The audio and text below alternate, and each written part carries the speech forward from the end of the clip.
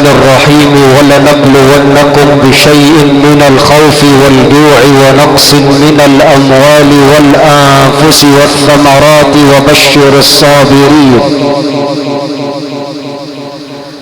الذين إذا أصابتهم مصيبة قالوا إنا لله وإنا إليه راجعون أولئك عليهم صلوات من ربهم ورحمة وأولئك هم المهتدون. بهذا حكم الله وبهذا أراد الله وهكذا يفعل الله. وما كان لنفس أن تموت إلا بإذن الله كتابا مؤجلا. ومن يرد ثواب الدنيا نؤته منها ومن يرد ثواب الآخرة نؤته منها وسنجزي الشاكرين. الملك ملكه والحكم حكمه والقضاء قضاؤه والرضا من جوده وكرمه. هو الملك شاءت إرادته على جميع الخلق ألا يفعل شيء في هذا الكون إلا بعلمه ولا تسري قدم على وجه هذه الأرض إلا بإرادته. جعل الليل والنهار خلفة لمن أراد أن يذكر أو أراد شكورا. وأصلي وأسلم على بدر الكمال ورمز الجمال وجمال الوجود حضرة النبي المصطفى محمد الذي خاطبه ربه في قرآنه إنك ميت وإنهم ميتون. وقال له عش ما شئت يا محمد فإنك ميت واحبب من شئت فإنك مفارقه واعمل ما شئت فإنك مجزي به. الجمع الكريم سلام من الله عليكم ورحمته وبركاته. ونحن هنا بقرية أمين باشا الكبيرة التابعة لمركز أبو كبير في تكريم فقيد الشباب عائلات أبو غريب وأبو حسنين بهذه القرية حرم المعلم إسماعيل صابر. الله أسأل أن يجعلها برفقة المصطفى في جنته كما أسأل ربي جل في علاه أن يجعلها في جنات ونهر في مقعد صدق عند مليك مقتدر إنه ولي ذلك والقادر عليه. مشاركين الأسرة الكريمة الوالد الكريم الحاج صابر إسماعيل، أولادها الكرام الأستاذ بدري إسماعيل والأستاذ محمود إسماعيل وعموم عائلات آل حسنين الأكرمين على رأسهم الأستاذ عبد الرحمن الشحات والأستاذ إبراهيم الشحات والأستاذ عصام الشحات والأستاذ كرم الشحات الحاج عيد أبو الشحات، أيضا الوالد الكريم الحاج عبد الرحمن الصادق والحاج محمود الصادق والحاج مصباح أبو صابر وعموم عائلات أبو غريب على رأسهم التاريخ المشرف بوزارة الأوقاف المصرية الوالد الكريم الشيخ السيد غريب والحاج زكريا غريب وعموم أهالي أمين باشا الكبيرة التابعة لمركز أبو كبير يتقدمون بأسماءات الشكر والتقدير لكل من أتى وقدم لهم خالص العزاء. هذا اللقاء استضفنا فيه قارئين من عمالقة القراء، شرف المكان بالقطب القرآني الكبير فضيلة القارئ الشيخ عادل الباز أحد أعلام مركز ومدينة أبو كبير، كما شرفت أيضا بالعلم القرآني الكبير وفخر القراء الشرقية وعلم من أعلام مركز ومدينة لاقوس والمقيم بالنوافعة فضيلة القارئ الشيخ سمير محمد العمدة. يطيب لنا اللقاء ونستفتح بالذي هو خير القرآن الكريم، أحد أعلام التلاوة بمصر والعالم الإسلامي وسفير من سفراء الوطن العربي، فخر قراء الشرقية وعلم من أعلام مركز أبو كبير فضيلة القارئ الشيخ عادل الباز. يتفضل مشكورا.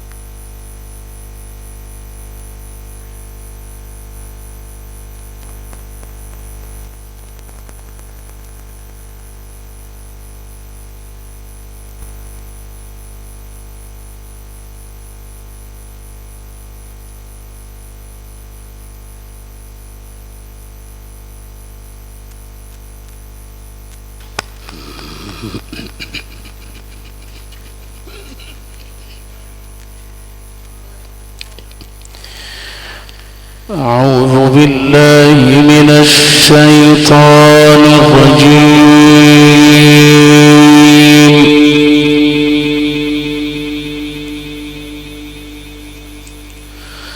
بسم الله الرحمن الرحيم.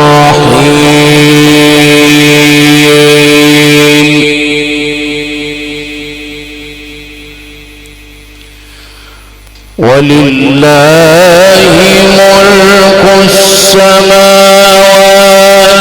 والأرض والله على كل شيء قدير.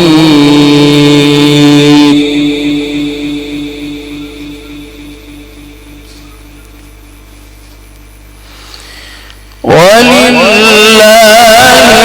ملك السماوات والأرض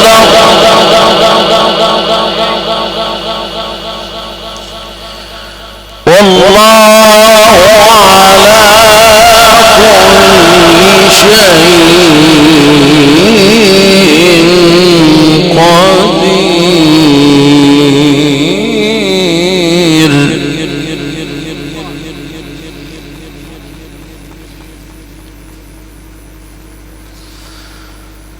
إن في خلق السماوات والأرض واختلاف الليل والنهار لآيات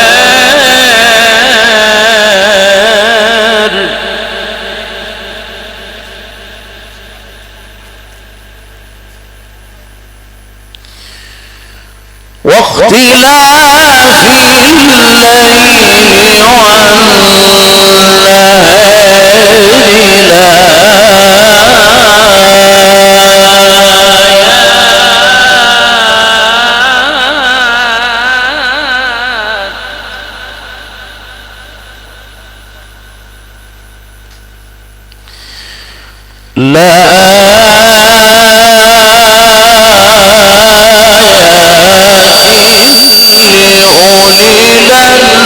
الألباب.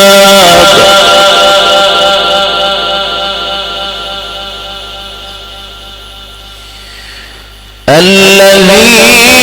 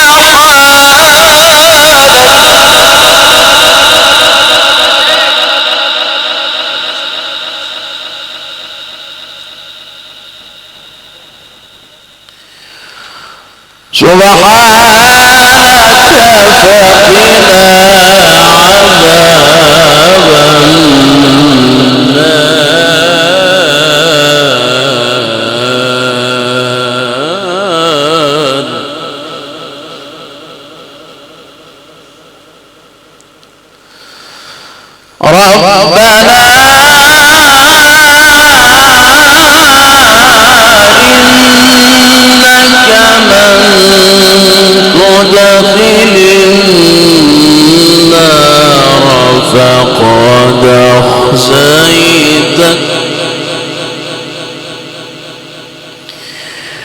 وما للظالمين من أنصار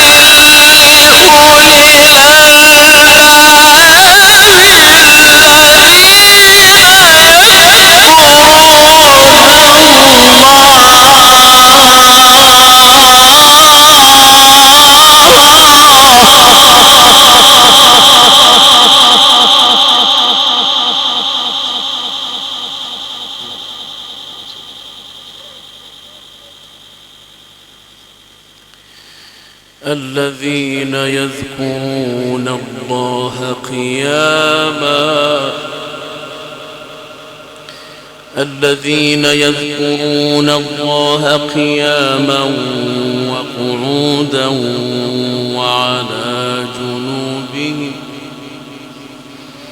وعلى جنوبهم ويتفكرون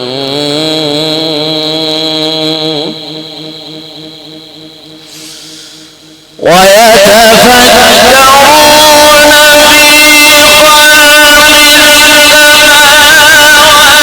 السماوات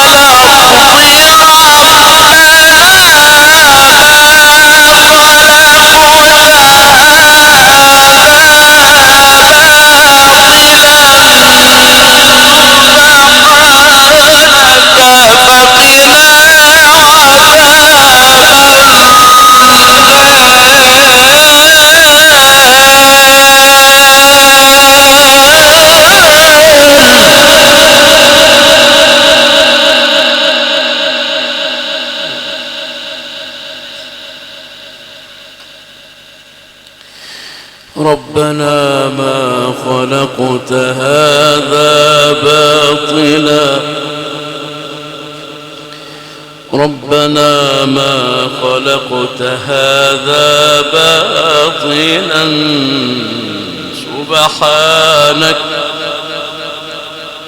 سبحانك فقنا عذاب النار.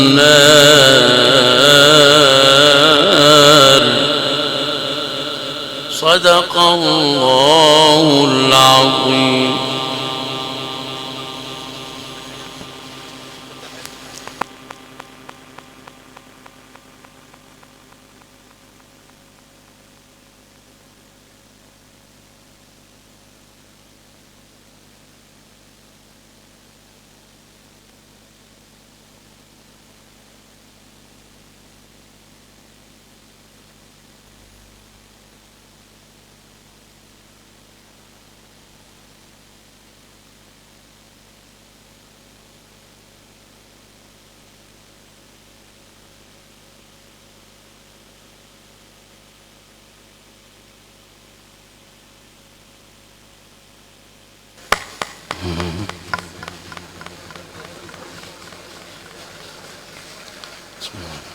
بسم الله.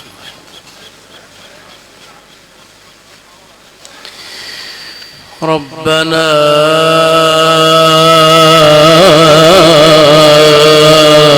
إنك من تدخل النار فقد أخزيته وما للظالمين من أنصار.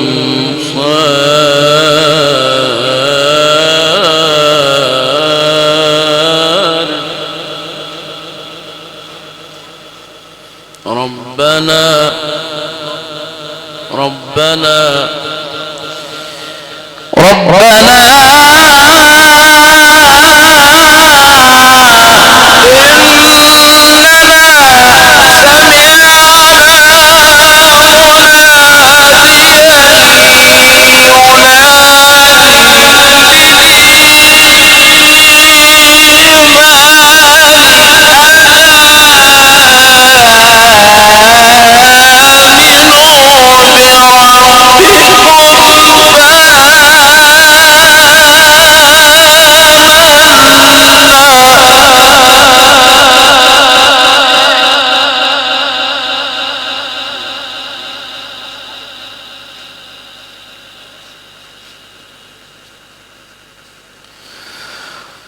لنا ذنوبنا وكفر عنا سيئاتنا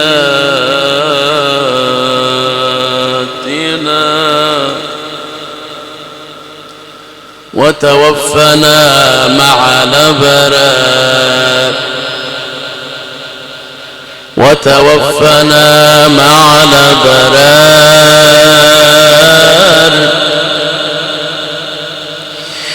ربنا فاغفر لنا ذنوبنا وكفر عنا سيئاتنا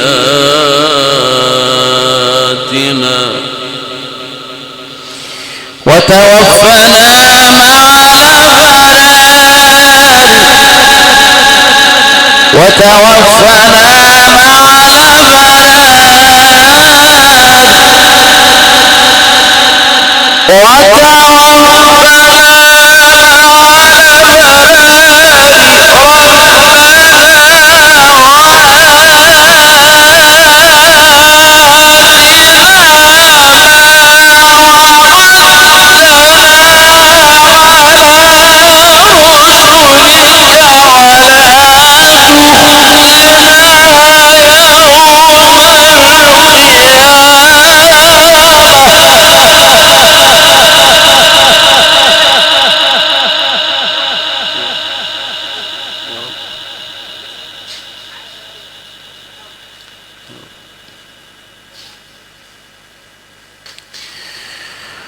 ولا تخزنا يوم القيامة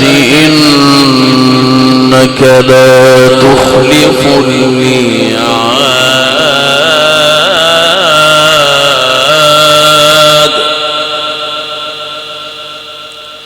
إنك لا تخلف الميعاد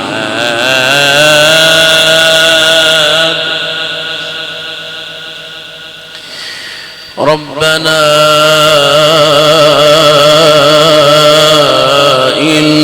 إننا سمعنا مناديا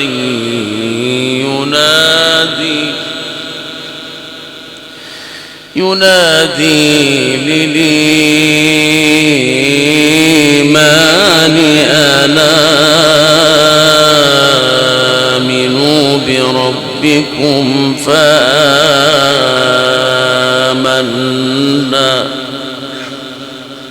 ربنا فاغفر لنا ذنوبنا وكفر عنا سيئاتنا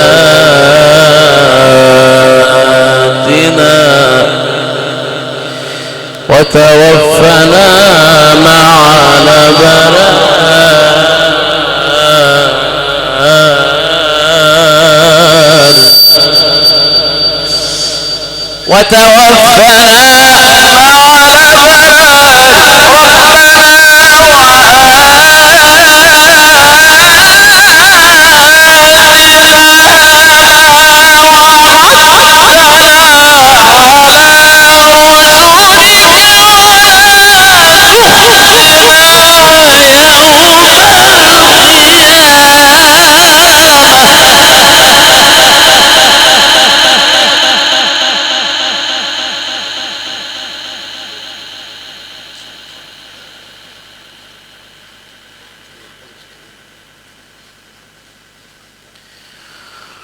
ربنا وآتنا ما وعدتنا على رسلك ربنا وآتنا ما وعدتنا على رسلك ولا تخزنا يوم القيامة إنك لا تخلف الميعاد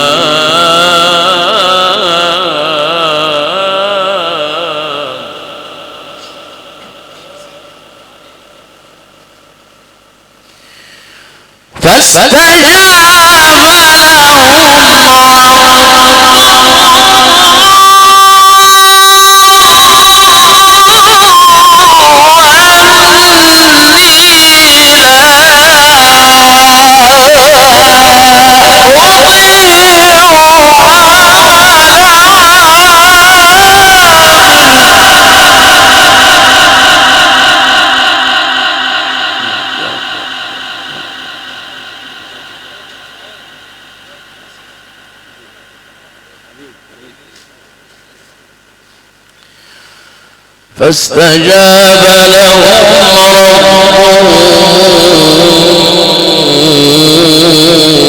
أني لا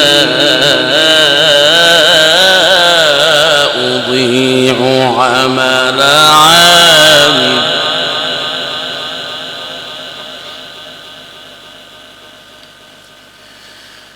فاستجاب لهم ربهم أني لا أضيع عمل عامل منكم من ذكر أو أنثى بعضكم من بعض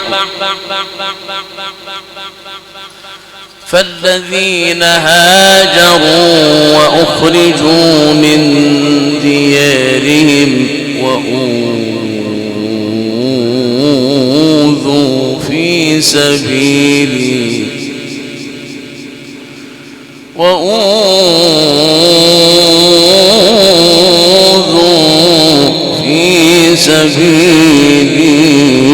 وقاتلوا وقتلوا صدق الله العظيم.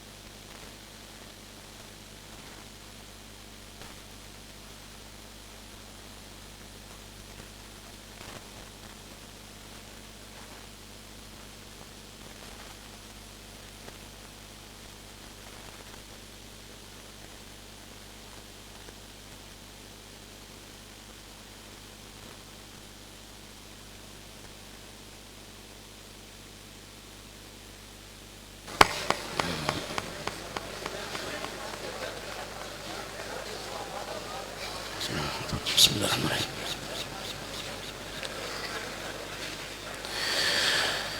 فاستجاب لهم ربهم أني لا أضيع عمل عامل فاستجاب لهم ربهم أني لا أضيع عمل عامل منكم من ذكر أو أنثى بعضكم من بعض فالذين هاجروا وأخرجوا من ديارهم وأوذوا في سبيلي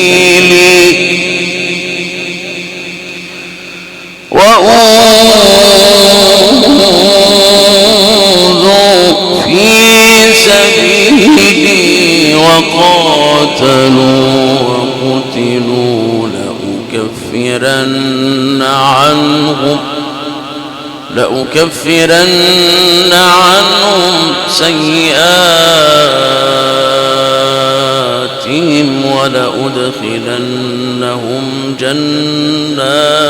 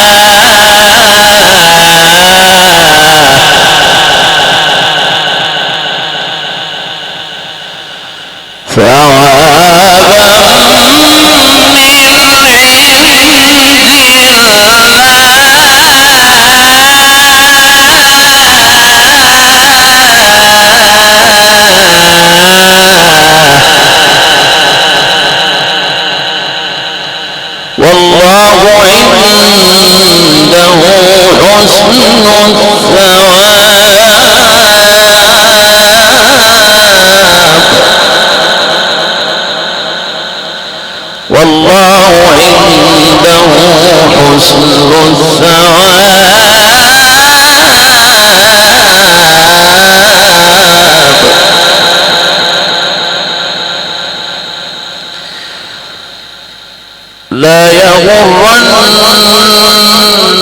يغرنك تقلب الذين كفروا في البلاد متاع قليل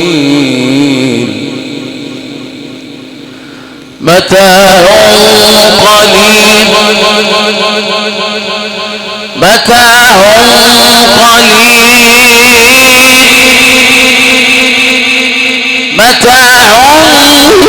قليل ثم مأواهم جهنم وبئس المهاد.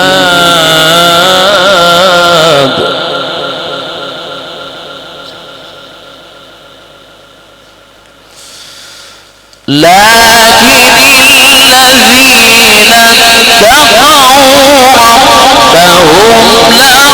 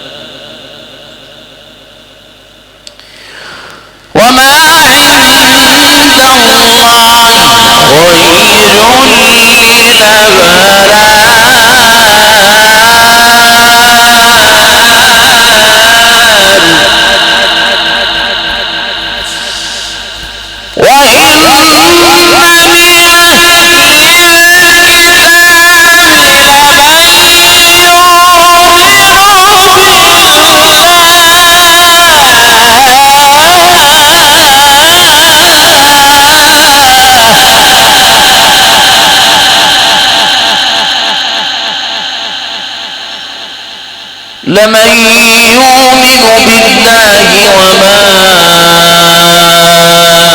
أنزل إليكم وما أنزل إليهم خاشعين لله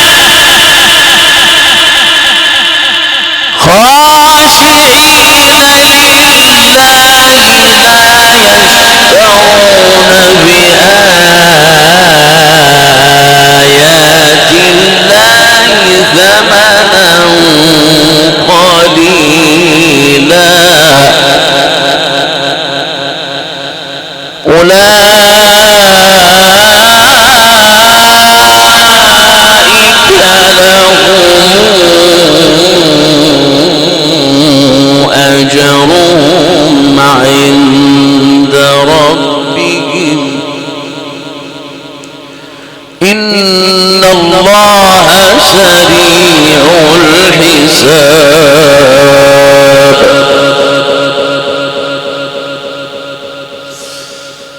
يا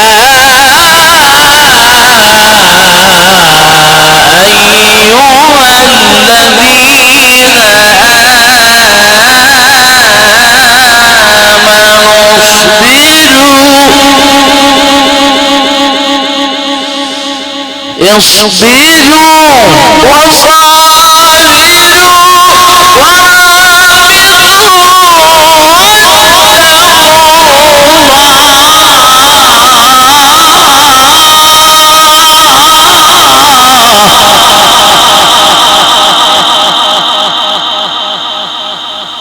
اصبروا وصابروا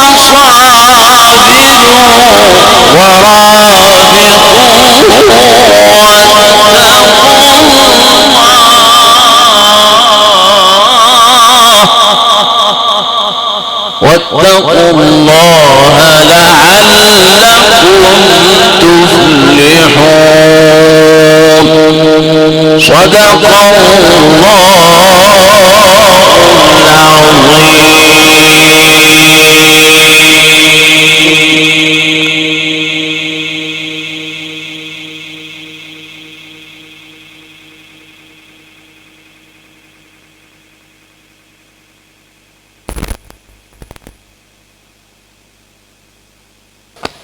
يا أيها الذين آمنوا اصبروا وصابروا ورابطوا واتقوا الله لعلكم تفلحون. من روائع المصحف المزود عشتم في رحاب هذه التلاوة القرآنية العطرة المباركة، والتي تلاها على مسامع حضراتكم أحد أعلام التلاوة بمصر والعالم الإسلامي، وسفير من سفراء الوطن العربي، فخر قراء الشرقية وعلم من أعلام مركز أبو كبير، فضيلة القارئ الشيخ عادل الباز. هذه الليلة التي نسقت بكل المقاييس الجمالية والمنسق العام لكبرى الحفلات بالشرقية وعميد الإنارة الحديثة وأرقى الهندسة الصوتية الحاج إبراهيم أبو زكي وأولاده بالكشيكة التابعة لمركز أبو كبير. وهذا اللقاء سيسجل عبر التاريخ وعبر شاشات الإنترنت العالمية وحدة فجر الإسلام للمهندس محمد النجار المقيم بالعرين بمركز ومدينة فاقوس. في هذا اللقاء التاريخي هنا، حيث يقام تكرما وترحما على هذه الروح الطاهرة الأمة الطيبة التي يشهد لها الجميع بالطيبة والأدب، لكن لا نقول إلا كما يقول ربنا: إنا لله وإنا إليه راجعون، اللهم أجرنا في مصيبتنا وأخلفنا خيرا منها. فقيد الشباب عائلات أبو غريب وآل حسنين بقرية أمين باشا التابعة لمركز أبو كبير، الله أسأل أن يجعل مرضها في ميزان حسناتها، كما أسأل ربي جل في علاه أن يجعل ما تلي وما سيتلى نورا يتقاطر عليها في قبرها، إنه ولي ذلك والقادر عليه. حرم المعلم إسماعيل صابر، مشاركين الأسرة الكريمة الوالد الكريم حج صابر إسماعيل، أولادها الكرام الأخ الحبيب الأستاذ بدري إسماعيل والأستاذ محمود إسماعيل، باسم عموم عائلات آل حسنين أشقاؤها الكرام الأستاذ عبد الرحمن الشحات، الأستاذ إبراهيم الشحات، الأستاذ عصام الشحات، الأستاذ كرم الشحات، الحاج عيد أبو الشحات، الحاج عبد الرحمن الصادق، الحاج محمود الصادق، والحاج مصباح أبو صابر، باسم عموم عائلات أبو غريب على رأسهم التاريخ المشرف في جميع المناسبات وعلم من علماء وزارة الأوقاف المصرية الشيخ السيد أبو غريب والحاج زكريا غريب، وعموم عائلات العريني وجميع أهالي أمين باشا الكبيرة بأكملها، يتقدمون بأسماءات الشكر والتقدير لكل القيادات العامة والخاصة والسادة العلماء بوزارة الأوقاف المصرية، السادة العاملين بها، السادة العلماء بالأزهر الشريف، السادة العلماء بالتربية والتعليم، السادة المستشارين عمد ومشايخ القرى. أتقدم باسم هذه العائلة لمن أتى وقدم لهم خالص العزاء. أخي المعز الكريم، النفس تبكي على الدنيا وقد علمت أن السلامة فيها ترك ما فيها، لا لا دار للمرء بعد الموت يسكنها إلا الذي كان قبل الموت بانيها، فإن بناها بخير طاب مسكنها وإن بناها بشر خاب بانيها. عود طيب إلى مأدبة الله عز وجل في أرض القرآن الكريم، أحد أعلام التلاوة بمصر والعالم الإسلامي، وسفير من سفراء الوطن العربي، فخر قراء الشرقية، وعلم من أعلام مركز ومدينة فاقوس، والمقيم بالنوافعة، القطب القرآني الكبير فضيلة القارئ الشيخ سمير محمد العمدة، يتفضل إلى منصة التلاوة ليتلو علينا من آيات الله البينات.